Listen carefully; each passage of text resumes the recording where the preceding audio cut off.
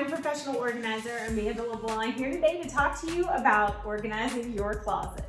Step 2 is always, where is everything going to live? And one of the things that I would say is really understanding how you wear things. What are your habits getting ready in the morning? That's going to help you set up the perfect system in your closet. The first thing I do when I'm bringing clothing in is change all the hangers. So I'm known for wooden hangers. That's definitely a staple I try to get a lot of my clients to go to. And let me tell you why.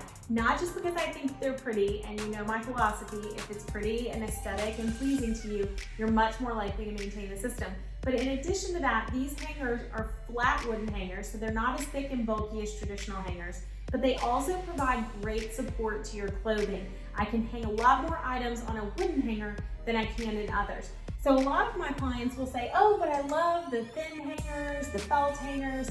Well, you love them because you can shove a lot more into a space than you normally would, and that's not always a good thing. But whatever the case is, whatever you choose, a consistent hanger is going to be key. And then you want to start looking at, okay, like I said, what do you wear on a daily basis?